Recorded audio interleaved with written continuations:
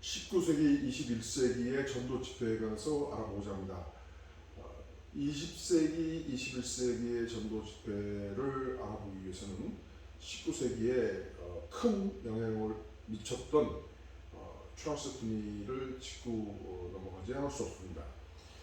찰스 피니는 원래 변호사 활동을 하다가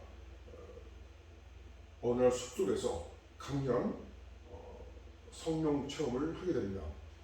그때부터 그는 장로교 목사로서 활동을 하게 되는데요. 그의 그 신학적 입장은 반칼빈주의와 친아르미니우스주의의 입장이었습니다. 그는 웨슬리안 완전주의와 개혁주의의 새 언약 신학으로부터 새롭게 수정된 형태로서 인간의 자유주의 그리고 인간은 죄와 악으로부터 자유로울 수 있는 능력을 지니고 있다고 하는 것과 그리고 그에 따른 인간의 그 책임성 등을 강조하는 오벌린 신학의 완전주의 성화론을 주장했습니다. 그에 대해서 여러 신학자들은 그가 교육주의의 기본적인 개념인 아담의 원죄와 인간의 전적 부패 그리고 그리스도의 대속적 죽음, 의의 증가 등에 대한 기독교의 핵심 개념들이 존재하지 않는다 이렇게 평가를 합니다. 그래서 피니의 부흥 전도 집회는 아르미니우스주의 확산에 크게 기여하고 또 심지어는 미국 종교 역사가인 시드니 알스트롬으로부터 현대 부흥 운동의 아버지로 평가되기도 합니다. 그의 전도 집회 등으로 인하여 오늘날 성결 운동 그리고 오순절 운동 등의 확산에 커다란 그 영향을 미치기도 했습니다. 찰스 피니로부터 이어진 현대의 그 전도 집회에 있어서 그들의 그 전략의 특징이 있는데요. 그 특징을 살펴보면 부흥 집회 전에 기도회를 개최합니다. 그리고 초청 전단지를 대량으로 살포하고 대중매체 광고와 개별 방문을 통한 초청을 합니다. 그리고 찰스 피니 때부터는 고전적인 그 찬양 음악을 탈피해서 현대 음악을 찬양 음악으로 사용하기 시작했습니다. 또 한 가지 중요한 것은 현대 부흥 운동의 부흥 그 설교자들은 설교단 밑에 그 죄인들을 위한 그 회개를 촉구하는 그 죄인들을 위한 상담원들을 배치해서 그들에게 회중들에게 회개를 촉구하고 그리고 결단을 촉구하며 그들이 이 앞쪽으로 나오게 해서 그들로 하여금 상담원들과 짤막한 개별 상담을 통해서 결단을 유도하기도 했습니다. 이러한 그 전도 집회의 긍정적인 효과들은 수백만의 사람들이 영적 각성을 하게 되었고 또 드와이트 무디를 통해서는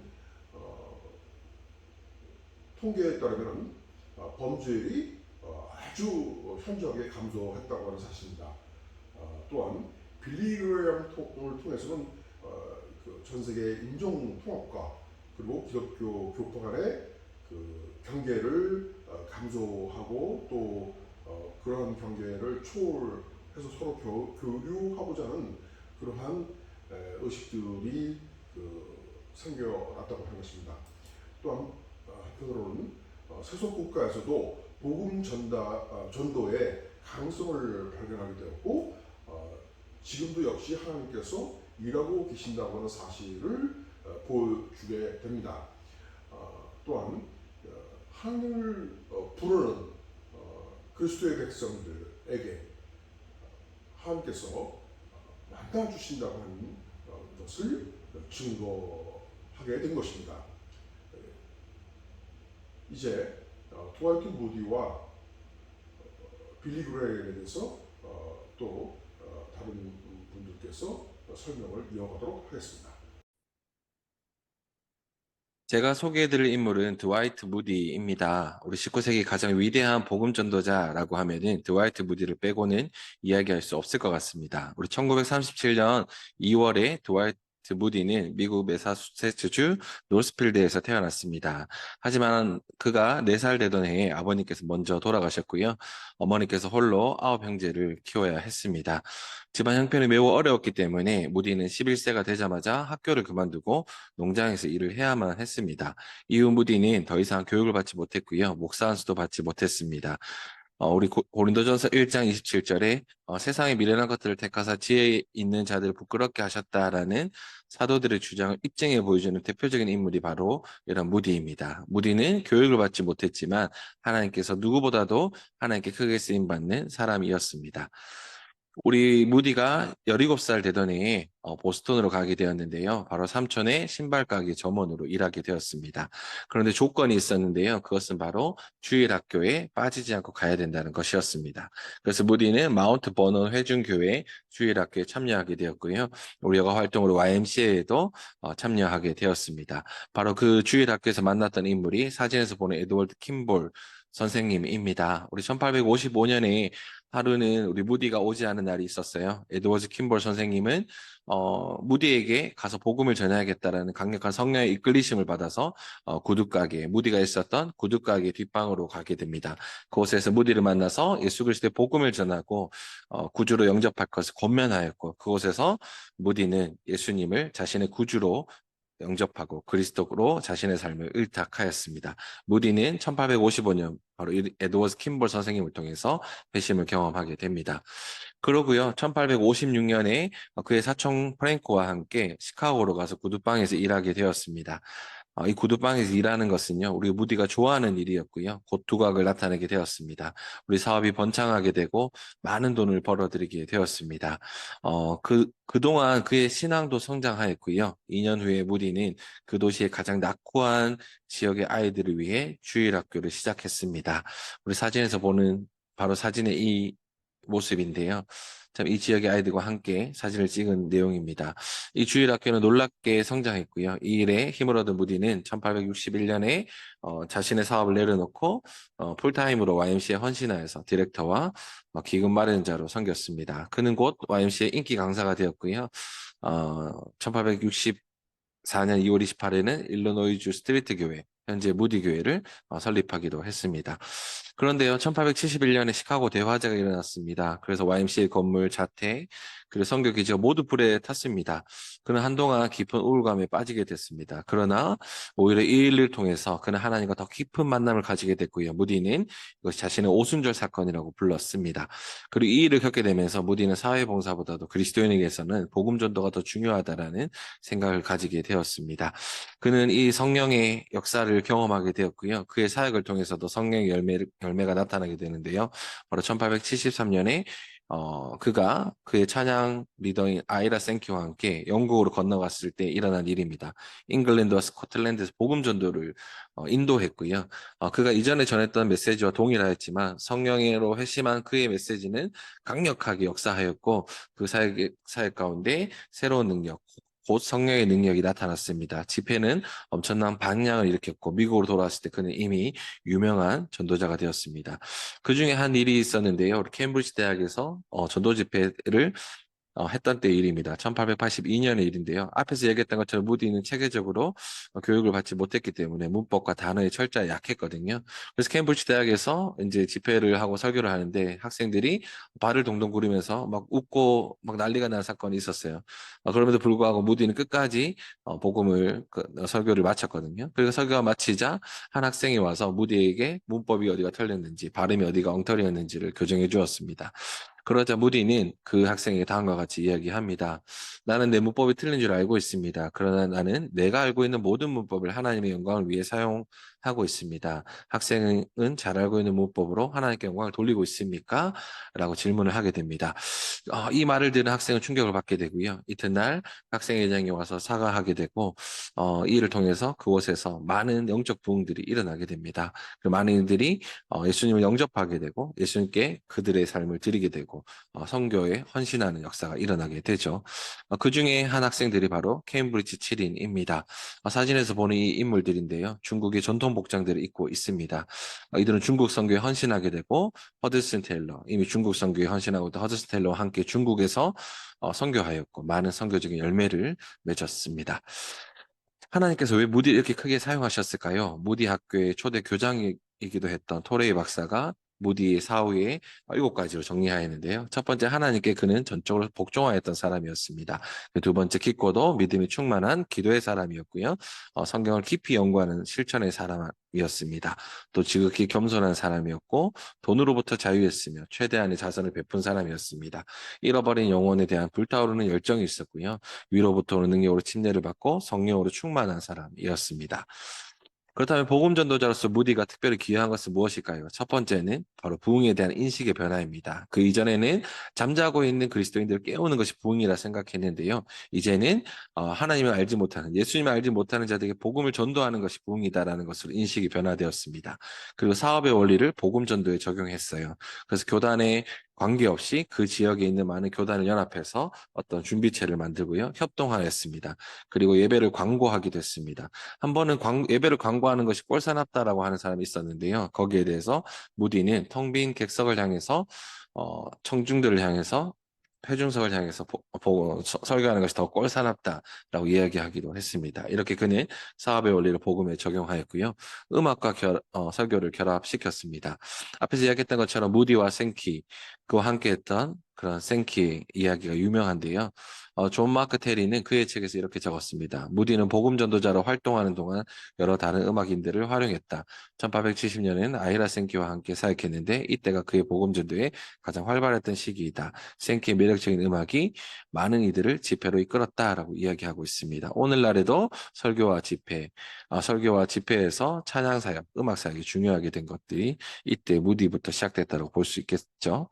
그리고 네 번째는 복음 전도에 있어서 교육의 중요성이 강조되었습니다. 무디 자신은 교육을 받지 못했지만 복음의 중요성을 강조했고요. 노스필드에 세웠던 무디 학교라든지 그런 여러 학교를 통해서 무디는 계속해서 사람들을 훈련시켰고 교육시켰습니다. 이렇게 이상 무디의 생애와 무디가 복음 전도자로서 특별히 기여한 점에 대해서 함께 알아보았습니다. 안녕하세요. 제가 준비한 인물은 20세기 세계 최고 전도 복음자인 빌리 그레이엄입니다. 빌리 그레이엄은 평생 2억 명이 넘는 사람들 앞에서 연설을 했습니다. 빌리 그레이엄은 노스캐롤라이나주의 샬럿 근처 목장에서 성장했고 1934년 친구의 거듭된 초청으로 모르드카이 햄이 이끄는 텐트 집회에 참여를 하였고 거기서 그리스도의 인도함을 받고 학교에서 성경 공부 모임을 만들어 젊은이들을 위한 전도 모임을 통해 상당한 영향력을 발휘했습니다. 1943년 대학 생활 중 루스벨과 결혼 후 지역 라디오 방송 프로그램 제안을 받았고 그 프로그램을 제작하고 음악을 담당했으며 거기서 많은 청취자를 얻게 되었습니다. 그리고 그 다음에 시카고랜드 YFC 집회에 강사로 섬겨달라는 초청을 받았고 그 집회에서 42명이 그리스도를 영접했음을 알 수 있었습니다. 이후 YFC 전임 사역자가 되어 미국 전역을 다니며 YFC 집회에서 말씀을 전했으며 그중 일부는 대형 집회였습니다. 1949년 로스앤젤레스에서 첫 번째 대중전도 집회를 열었을 땐 전국적으로 유명 인사가 되어 있었고 그 이후 1950년 빌리 그레이엄 전도협회를 설립하였습니다. 빌리 그레이엄은 혼자보다 팀으로 일하기를 좋아했고 핵심 동역자들은 그때부터 지금까지 오랜 기간 함께 사역을 했습니다. 1951년 내비게이터 선교회 창시자인 도슨 트로트만을 팀에 영입했는데 그레이엄의 조직이 취약했던 부분인 새신자 후속 조치인데 트로이만은 이 부분의 전문가였기 때문입니다. 1954년 헤렌게의 전도 집회를 12주간 계속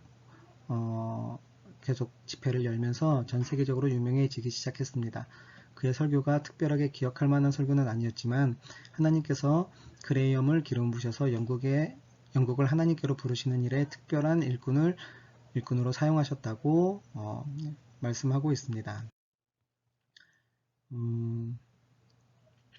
그레이엄의 전도 집회의 방식은 자신이 역할을 특별해지는 것을 거절하고 팀과 긴밀하게 동역을 했고, 자신을 적대시하는 국가들이나 종교적인 배경들을 고려해 조율을 하며